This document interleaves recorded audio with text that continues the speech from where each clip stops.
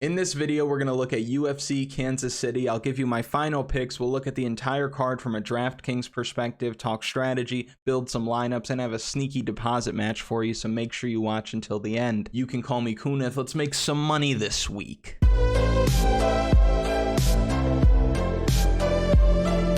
If you haven't already, go back and watch the predictions video from earlier in the week. That's going to be in the description and in a pinned comment. That video is a full card breakdown, goes over every fight, especially from a betting perspective. A lot's covered in that video that isn't covered in this video, so if you haven't watched it, make sure you go back. A lot is covered in that video that's not going to be covered in this video. This is specifically for DraftKings strategy, and if you want to get a leg up on the competition, you can go to kunithmma.com, create a profile, and what that's going to do is open up access to everything. That's going to be your DFS strategy guide, your projections, your tools and data, and more. And all of the official bets for this card are going to be on there as well. So if you want to put some tools in your toolbox and get ready to go to war on Saturday, this is the spot where you need to be. No changes to the card yet. If there are, I will update the people on the website about how we can adjust our strategy for the week. But as it stands right now, we have a juicy 14 fight slate to get into, and we'll start with value plays. These are going to be cheap plays that you can plug into your lineup so you don't go over salary and you can actually submit your lineups. Here's the tricky part this week. Typically, if the number of fights go up on a card, so do the number of value plays. But to me, this looks like a card where the favorites are going to be largely dominant. So I don't have too many value plays for you this week, but there will be some honorable mentions. Let's take a look. Our first value play is Piera Rodriguez. She's sitting at 8,000 and she's fighting Gillian Robertson, and this is largely a leverage play. It seems like everyone and their mother is on Gillian Robertson this week, and I don't know if that makes a whole lot of sense considering what Piera Rodriguez is bringing to this fight. There's a lot to like about Piera Rodriguez in this fight. I do think that she has the better takedowns offensively. I think that she's going to be able to control Gillian Robertson from a dominant position on top, and on the feet, I think it's night and day. She's the much better striker. She's averaging 4 takedowns per fight in the UFC, and Robertson is very confident in her jiu-jitsu, and we talk about this all the time. Sometimes fighters are overconfident in their jiu-jitsu, and they're okay being taken down. Gillian Robertson is much more comfortable being on her back trying to throw up submissions than she is trying to throw hands on the feet. So I think if Piera Rodriguez wants to take her down, Gillian Robertson's not going to stop her. We could see her score similarly to how she did last time out against Sam Hughes, where she was able to get takedowns, control time, stay busy on top, and score 93 DraftKings points. There will be a lot of decisions on this card, so if you want to hammer over bets, that makes a lot of sense this week, but there are going to be a lot of decisions on this card. This won't be the highest scoring week on DraftKings, in my opinion, despite the 14 fights. So Piera Rodriguez only really needs about 83 to 84 DraftKings points or better to be viable and possibly optimal this week, despite the 14 fights on the card. So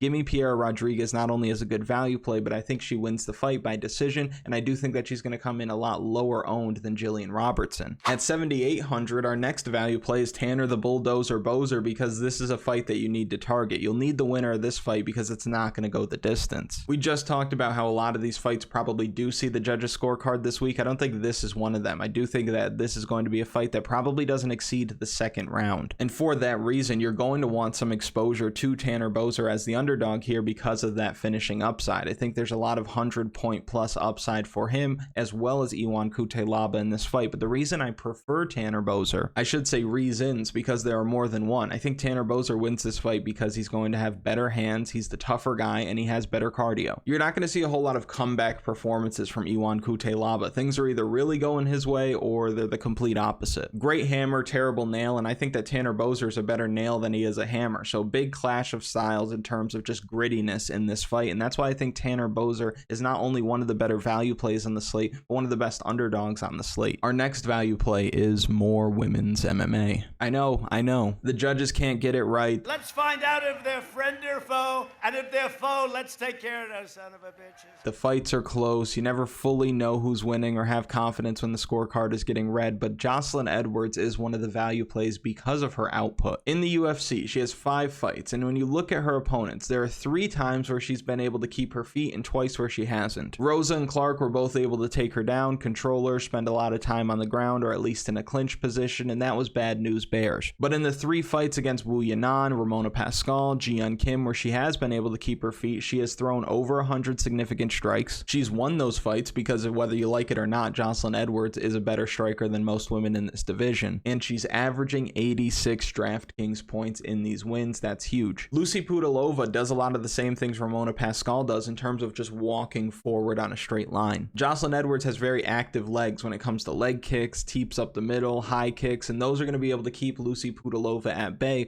while she's racking up these DraftKings points. She's not going to be very highly owned, and I think if these two stand up, she probably wins this fight by decision, and she could end up winning every round. We've seen her progressively get better in the UFC, so if she goes out there and puts together her best performance, yeah, I think she could dominate Lucy Cutelaba in this spot and score a lot of DraftKings points in the process. I love Jocelyn Edwards as a value play this week. And the last value play worth mentioning is more of a punt play, considering Pedro Munhoz scores a lot of points in fights that he's losing. We all know that Pedro Munhoz is known for his legendary durability, and he's always moving forward. What's more, Chris Gutierrez is not going to take this guy down, so he's going to be able to have 15 minutes to work on the feet, win or lose, and that's going to result in a decent amount of DraftKings points. Let's take a look. You've got 41 against Cruz, 30 against Aldo. We won't count the Frankie Edgar fight because not only did he win that fight, but it's a 5-round fight, so we only have 3 rounds to work. We won't look at that. 43 points against Algeo Sterling in a loss. You have 35 points against John Dodson. 27 points is a little low against Jimmy Rivera, but that's still not terrible because you could get something like 15 points, which isn't great, but that was also in 2014. Since then, the output's been there, and he's also putting together good performances when he does win fights, like 111, 115 as a result of these knockouts. I think Chris Gutierrez gets knocked out at some point. It might not be in this fight, but it's probably going to be in the next 3. I don't rate Chris Gutierrez all that highly, and maybe my read is just bad on it, but I don't love Chris Gutierrez in the way that he's fighting. Defensively, he sees everything well, I'll give him that, but he's also winning fights not by the widest margins ever, right? He's winning a lot of decisions that are close, split decisions that could go either way, and Pedro Munhoz is one of the more powerful punchers in this division, and I don't care that he's older because power's the last thing to go. That's our small pool of value plays this week, and there are some honorable mentions that we could take a look at. I know Lando Venata is always going to get love because he's a fan favorite because of the way that he fights. Lando puts on fun fights. I don't love him this week, especially considering the size discrepancy in this fight, and I do think that Daniel Zellhuber gets back to form in this fight. I think his eyes were a little too wide, the lights were a little too bright last time out against Trey Ogden. Edson Barboza, I don't think a ton of people are on Edson Barboza, and he's always a tough fight no matter what, but at the same time, Billy Quarantillo is a dog. He's going to take him down, he's going to beat him up, he's going to put a pace on him, and I don't love him this week. This man could break the slate. As much as I hate to admit it, TJ Brown is in prime position to just turn the slate on its head, considering how many points he probably scores if he wins this fight, because Bill Algeo doesn't do well defending takedowns. That's the strongest part of TJ Brown's game. If he's able to get his wrestling going, able to get his jiu-jitsu going, then he could score a lot of points. My issue is he going to be able to keep Bill Algeo down? And that is where I think he'll struggle. Because while that is the strongest part of his game, I don't think that TJ Brown is necessarily a great grappler because he finds himself in bottom position all the time anyway. I think he's a more willing grappler than most guys are, but I wouldn't say that he's world class. I wouldn't say that he's even one of the better grapplers in the division. I would say he's probably a better grappler than Bill Algeo. So he's an honorable mention this week. I definitely prefer the other side of this matchup, but I do think that TJ Brown obviously is in prime position to really shake things up. Azamat Murzakanov, he's undefeated if you want to take a shot. Big power, knockout upside, but Dustin Jacoby's got a chin on him. He's looked great in the UFC, looked great in MMA overall, and he seems to only be getting better. So I think that his length, his output, the intelligence on the feet is going to be too much for Azamat Murzakanov, who has a way of letting minutes get away from him. Arnold Allen, of course, Arnold Allen is worth mentioning. I'm not going to be on him in my single entry and things like that this week. I'm obviously going to stack him up in the main event, but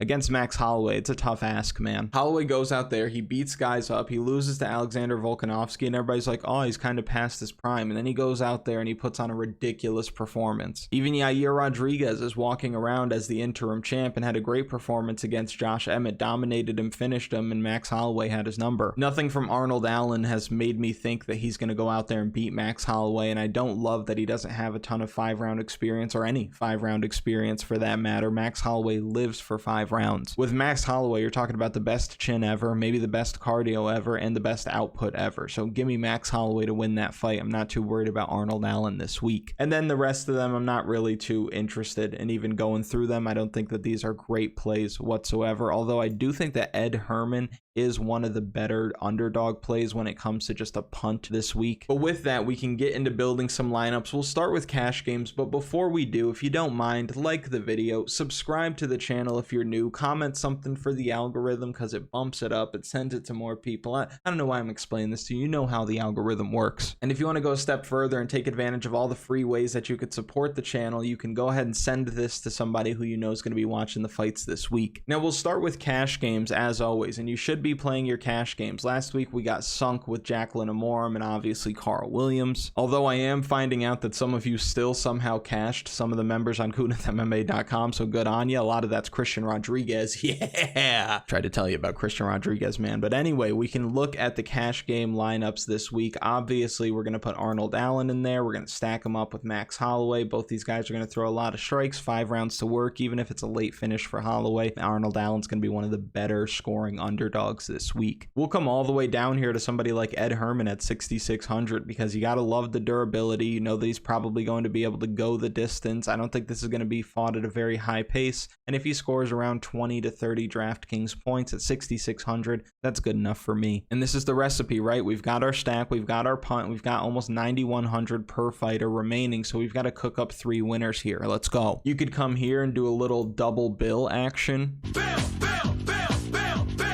And then with 9,700 left over, you could hedge a little bit by going with Zak Cummings and rocking that little double stack, but I'm not going to put 9,600 next to Zak Cummings. Come on now. I'm actually going to go with someone who I've been critical of in the past. I really do like Rafa Garcia, however. He's grown on me, and I think this is a great matchup for him to not only win, but to pick up a finish as well. This right here is DraftKings Gold. Let me just read off these beautiful numbers to you. 5, 7, 3, 3, 6, 6 minutes, 6.5 minutes, 5.5 minutes, 4 minutes, 6 minutes. We talk about this all the time. Grappling is the most heavily rewarded statistic, fighting style, whatever you want to call it when it comes to DraftKings scoring. That's just the way the scoring model is. It might change down the road, but as of right now, that's what it is. So for those reasons, you know that Rafa Garcia is DraftKings Gold if he's able to get his grappling going, and I think that he will be against Clay Guida. And it's not because Clay Guida can't grapple, and it's not because he's going to get tired. We know that Clay Guida's not getting tired. It's more so Rafa Garcia's ability to not only get fights to the ground, but be able to get to the backs of his opponents. Clay Guida has given up his back many times before. He's been submitted many times before, and I think Rafa Garcia does exactly that. But this is a great example of what you need to do this week. You've got your stack, you've got your punt, and then you've got 3 people who should go out there and handle their business. Now we can start building some tournament lineups. This could be for your single entry, for big contests. We'll take a look first at what I think most people are probably going to do, or at least close to it. This is probably where most people land this week. I do think that Max Holloway is going to be the more popular side of the main event. I do think that Lando Venata is among the most popular, if not the most popular dog on the slate. Billy Quarantillo, for obvious reasons. Billy Q is DraftKings Gold. If you look at just average fantasy points per fight, he's averaging 102 basically. And we'll just look at the log: 125, 76 in a loss, 141, 45 in a loss, 109 in a win, 85, 131. The dude is DraftKings Gold if he comes through, and sometimes even if he doesn't. Tanner Boser is going to be one of the more popular dogs, and I think people will probably look for the knockout upside from Azamat Murzakanov, and then you have Rafa Garcia, and you've left 0 salary on the table. That's probably what most people are going to come with. I would probably adjust to this just a little bit. I'm going to take Murzakanov out. I'm going to take Lando Venata out. We've got 7,500 left over per fighter, so now we're taking a look at what's left, really, and there isn't much. If I'm in this position and I know I have 7,500 left over and I'm not playing Bill Algeo, I might as well play TJ Brown. I might as well play Jocelyn Edwards. I didn't leave salary on the table, but I don't know if this is a slate where you're going to do that all that often. And TJ Brown, like we talk about all the time, I don't think that he's going to win, but just because I don't think he's going to win doesn't mean that you don't need to put him in your lineup. You don't always play the guys you think you're going to win. You play the guys that have a path to victory and can score a lot of DraftKings points in the process, and this to me looks like a well-balanced, solid lineup where it's not crazy high owned because you have fighters like Jocelyn Edwards keeping it low. We'll blow that up and we'll start with something else. Let's look again at a Max Holloway lineup. I think a very sneaky play this week is Matheus Nicolau at 9,100. Matheus Nicolau, when you talk about power punchers at 125 pounds, you talk about guys like Davison Figueiredo and Manel Kopp. But Matheus Nicolau has power, and it's because his hands are so tight and sharp, right? Like 2 knockdowns last time out, once against David Dvorak. He's got 3 against Smolka, 2 against Rodriguez, and he's scored really well in some of of his wins: 117, 122, 111. Brandon Royval has been chin-checked in the past. He makes a ton of mistakes in the octagon. And against someone as sharp, dangerous, technical, and with as much momentum as Matheus Nicolau has, that's a recipe for disaster for Brandon Royval. I think Matheus Nicolau can really make things happen. I'm going to rock with some of our value plays here, so I'm going to plug in Piera Rodriguez. I'm going to come all the way down here, and I'm going to plug in Pedro Munhoz for some salary relief.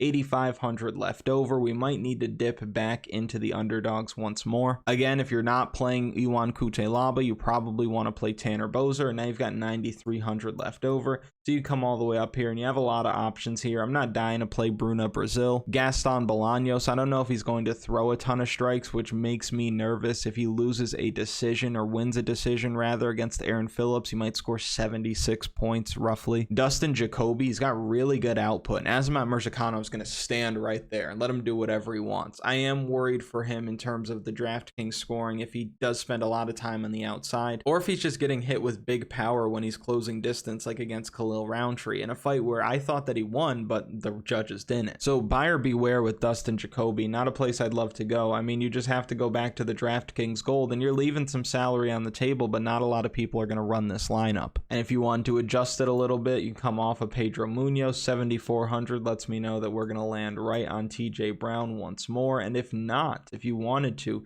you could come to somebody like Azamat Murzakanov and hope that he gets the knockout. Now I'll take a look at what this lineup could look like if we have Arnold Allen. So if we started with Arnold Allen, we've got 85.60 left over per fighter. I think we dip back into the value plays here, grab Jocelyn Edwards, and that puts us at 8,800 left over per fighter, and we can do a lot of things. I might rock some Daniel Zellhuber in this lineup, come up to Billy Quarantillo. I might grab Bill Algeo, and I've got 9,200 left over. I might come up here and grab Matheus Nicolau. I love this. Allen's good leverage over Holloway, although he's in the main event, still good leverage over the 56 to 60% of the field that's going to have Max Holloway. You have Jocelyn Edwards, you have Daniel Zellhuber, both pulling down ownership as well. Matheus Nicolau, I really don't see a ton of people getting to Nicolau, considering that you've got Rafa Garcia right there, and you've also got Max Holloway right there. So he's going to be pretty hard to jam into your lineups with so few underdogs looking great. And you'll notice in the past few lineups, we've had TJ Brown, but this time we don't have TJ Brown, so we just take the other side and Bill Algeo. Just makes sense. If we wanted to adjust to this a little bit, we could, so let's just leave Arnold Allen in there,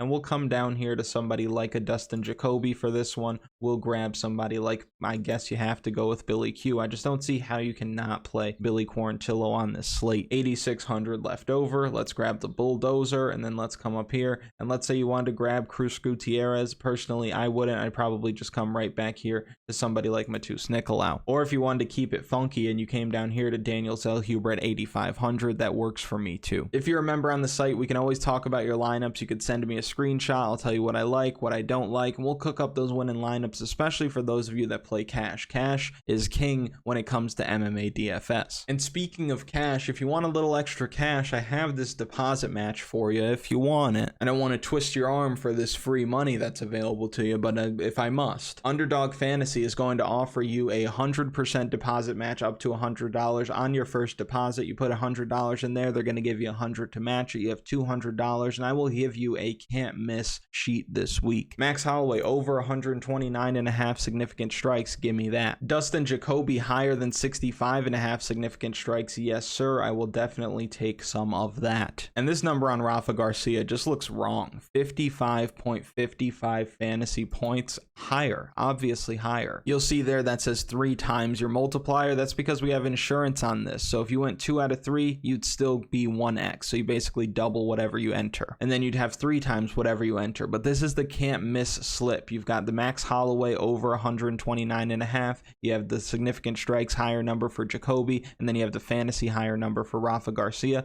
So we're going to take the insurance off. And we're looking at 6x on our money. You go over there and you give Underdog Fantasy $20 with your first deposit. They match it and they give you $40. You put $40 on this, it turns odds to 240, thank you very much. And obviously, if you put in 50 and you want to do the whole 100, you could do that. Or if you put in 100 and you want to put in 200, yes, sir, thank you very much. So it's something to consider. And this is not just for MMA. These are for all sports. Football season's coming up. You can get your best ball in there. And if you don't play best ball, you're missing out. That's a ton of fun. But you've got MLB season ramping up. You have the playoffs for basketball. There's a lot of things going on in the sports world right now that you can get a piece of on Underdog Fantasy, and they're going to match your deposit. And you can get that link in the description and in a pinned comment. And in those same places, you can find the link to KunithMMA.com, where you're going to have all the tools to be successful on slates week in and week out. And you'll also see a link to the $1 winner take all contest on Draftkings that we run every week. The more the merrier. You could take everybody's dollar, gives you the bragging rights for the week. It's a lot of fun. If you're new, in a second after in the end screen, you're going to see a link to not only the previous video, but also to a playlist that has the strategy videos. So these are how you manage your bankroll, what contests to play in, how to build DraftKings lineups, how to understand DraftKings scoring, trying to pack in as much information as we can in a short amount of time. That's why these videos are only 20-30 minutes long, because it's because I care about you. So you'll see those things in a second, but before you do, I just want to say thank you so much for watching. I really do appreciate it. If you haven't liked the video, do it now. Subscribe to the channel, comment something for the algorithm, share this with the people that live in the nursing home across from your apartment complex, and I will see you next week.